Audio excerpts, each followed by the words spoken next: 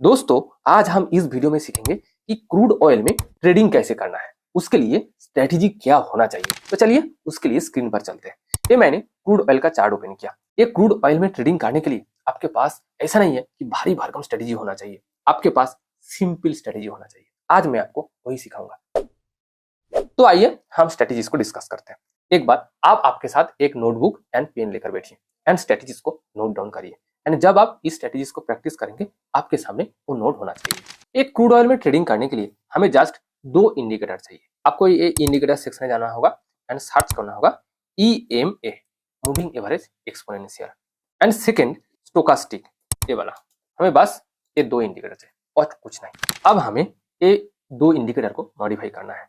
आप इस setting section में जाएंगे एंड ये EMA का लेंथ होगा 55 या फिर आप 60 भी कर सकते हैं। ये 55 क्यों है? क्योंकि एक फिबोनाची नंबर है, इसलिए मैं 55 यूज करता हूँ। आप चाहे तो 60 भी कर सकते हैं इसका लेंथ। इसका स्टाइल भी मैं थोड़ा चेंज करूंगा, थोड़ा कलर चेंज कर लेता हूँ। ये जो पर्पल कलर की लाइन आप देख रहे हैं, ये हमारा 55 पीरियड का एक्सपोनेंशियल मूविंग एवरेज, यानी लास्ट 55 कैंडल्स का moving average. But recent candles को ज्यादा वेटेज यानी वैल्यू दिया जाएगा। अब हम इस सेकंड इंडिकेटर यानी स्टोकास्टिक को भी मॉडिफाई करेंगे। एट फर्स्ट हम ये %D यानी ये येलो वाला लाइन को हम अनटिक करेंगे। ये K% लेंथ को हम 14 रखेंगे एज इट इज, एंड एक K% स्मूथिंग को हम 2 करेंगे, या आप 3 भी कर सकते हैं। बट ये D को तो हम अनटिक कर दिया, इसको चेंज करने की कोई जरूरत नहीं है। एंड इसका स्टाइल को भी थोड़ा चेंज करेंगे। एंड थर्ड, हम ये upper limit and lower limit को भी मॉडिफाई करेंगे। अपर लिमिट 80 नहीं 75 करेंगे एंड लोअर लिमिट को 25 करेंगे। बस हम ओके करेंगे, बस हो गया। ये हो गया हमारा टेक्निकल सेटअप। यहाँ हमने एक चीज मॉडिफाई करना भूल गया, वो क्या है? ये टाइम।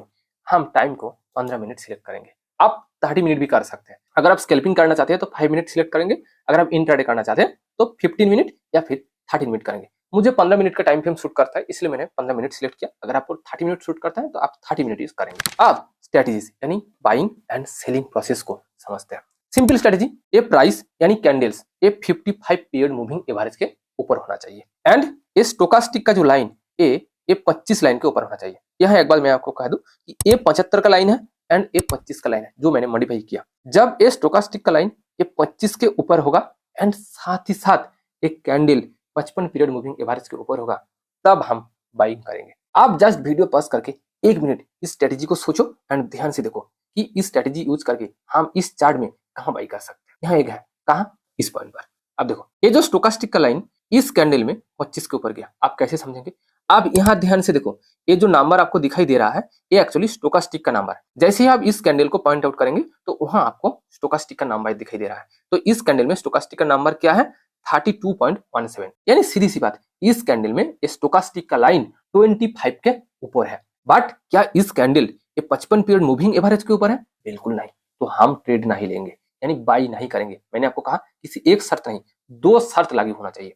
स्टोकास्टिक 25 के ऊपर होना चाहिए एंड कैंडल भी ये 55 पीरियड के मूविंग एवरेज के ऊपर होना चाहिए। क्यों? क्योंकि जब स्टोकास्टिक 25 के ऊपर होता है, इसका मतलब मार्केट में अप ट्रेंड आना चालू हुआ। बट ये तो फॉल्स ब्रेकआउट भी हो सकता है, फिर से गिर सकता है। इसलिए हमने और एक इंडिकेटर को यूज करेंगे। वो क्या है?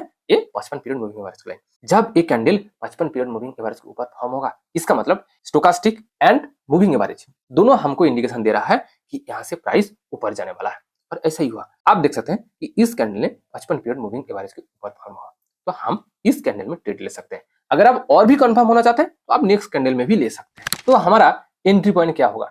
जिस कैंडल ये 55 पीरियड मूविंग एवरेज को ब्रेकआउट करेगा, उसका नेक्स्ट कैंडल अगर वो 55 पीरियड मूविंग एवरेज के ऊपर फॉर्म हुआ तो उसका लो। आप ध्यान से देखिए, इस कैंडल 55 पीरियड मूविंग एवरेज को ब्रेकआउट किया एंड इस कैंडल 55 पीरियड मूविंग एवरेज के ऊपर फॉर्म होना स्टार्ट हुआ, तो इसका लो यानी इस पॉइंट को हम एंट्री के लिए मार्क करेंगे। हम मार्क कर दिया, ये हो गया हमारा एंट्री। इसका कलर मैं ग्रीन कर देता हूँ। तो ये तो हो गया हमारा एंट्री पॉइंट, यानी हम इस प्राइस में बाइंग करेंगे 7162 में।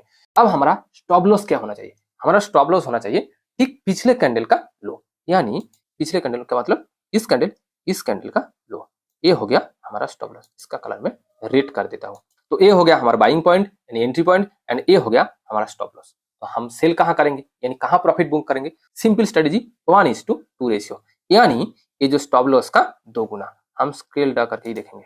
ये था हमारा स्टॉप लॉस, यानी इसका 2 गुना, यानी हम यहाँ आकर सेल करेंगे। तो आप यहाँ यानी ये जो रेड कलर की बॉक्स में क्लियरली देख सकते हैं स्टॉप लॉस 19.53 यानी लगभग 19.5 के आसपास। एंड हमारा रिस्क रिवॉर्ड रेशियो 2 यानी स्टॉप लॉस जितना होगा प्रॉफिट उसका 2 गुना होगा। इस हिसाब से हमारा प्रॉफिट हुआ 39 पॉइंट। तो हम यहाँ आकर प्रॉफिट बुक कर लेंगे यानी सेल कर देंगे। इस ट्रेड से हमें 2 गुना प्रॉफिट मिल गया। अब मैं आपको एक सेल एग्जाम्पल दिखाऊंगा। मैंने ये सब लाइन डिलीट कर दूंगा। सेलिंग यानी शॉर्ट सेलिंग के लिए स्ट्रेटेजीज क्या होना चाहिए। सेलिंग पोजीशन यानी शॉर्ट सेलिंग तभी किया जाता है जब मार्केट में डाउनफॉल आता है, यानी गिरती हुई मार्केट में अगर आप प्रॉफिट कमाना चाहते हैं तो आप शॉर्ट सेलिंग करेंगे। कहाँ कर सकते हैं, उसके लिए स्ट्रेटेजी क्या होना चाहिए। स्ट्रेटेजी ये स्टोकास्टिक का लाइन ये 75 लेवल यानी अपर लाइन को ऊपर से क्रॉस करना चाहिए। एंड साथ ही साथ कैंडल भी ये 55 पीरियड मूविंग एवरेज के नीचे होना चाहिए। इसका मतलब क्या है, जब ये स्टोकास्टिक ये 75 के नीचे होता है इसका मतलब कि आपको ये इंडिकेशन मिला कि मार्केट में डाउनफॉल आ सकता है। बट कंफर्म कब होंगे, सिर्फ एक इंडिकेटर से नहीं, आपको ये कैंडल देखना होगा। जब ये कैंडल 55 पीरियड मूविंग एवरेज को क्रॉस करेगा यानी ये हो गया हमारा ट्रिगर कैंडल। इस कैंडल आपको इंडिकेशन दे दिया कि प्राइस और भी गिर सकता है, बट कंफर्मेशन नहीं। हम कंफर्मेशन के लिए तब तक वेट करेंगे जब तक ना कैंडल ये 55 पीरियड के नीचे फॉर्म होना स्टार्ट हुआ। कौन सी कैंडल फॉर्म हुआ 55 पीरियड के नीचे, इस कैंडल। और इस कैंडल में स्टोकास्टिक का पॉइंट क्या है 36। आप यहाँ देख सकते हैं, जब मैं इस कैंडल को पॉइंट आउट करूंगा तो आप देख सकते हैं कि स्टोकास्टिक का लेवल 36 यानी स्टोकास्टिक भी 75 के नीचे है एंड कैंडल भी 55 पीरियड मूविंग एवरेज के नीचे है। इसका मतलब कि मार्केट में डाउन ट्रेंड आ गया, हम ट्रेड ले सकते हैं। हम कहाँ ट्रेड लेंगे, सिंपल बात, जिस कैंडल 55 पीरियड के नीचे फॉर्म होना स्टार्ट होगा हम उसी कैंडल में ट्रेड ले सकते हैं, यानी शॉर्ट सेलिंग पोजीशन बना सकते हैं। कहाँ ट्रेड लेंगे मैं आपको लाइन ड्रा करके दिखाऊंगा। इस कैंडल पर हम इस कैंडल में यहाँ सेल करेंगे तो हमारा स्टॉप लॉस कहाँ होगा, सिंपल स्ट्रेटेजी पिछले कैंडल का हाई मैं आपको मार्क करके दिखाता हूँ। ये हो गया हमारा स्टॉप लॉस। सिंपल बात, जब आप बाइंग करेंगे तो स्टॉप लॉस नीचे होता है एंड जब आप सेलिंग करेंगे यानी शॉर्ट सेलिंग करेंगे स्टॉप लॉस अपर लेवल पर होता है। तो ये तो हो गया हमारा शॉर्ट सेलिंग के लिए एंट्री पॉइंट एंड ये हो गया हमारा स्टॉप लॉस। तो हम प्रॉफिट कहाँ बुक करेंगे, वो भी सेम स्ट्रेटेजी 1:2 रेशियो। वो मैं आपको स्केल ड्रा करके दिखाता हूँ। हमने यहाँ शॉर्ट सेलिंग के लिए पोजीशन बनाया, हमने यहाँ सेल किया यानी यहाँ से यहाँ तक, यानी हमारा स्टॉप लॉस पॉइंट 30.99 लगभग 31 पॉइंट।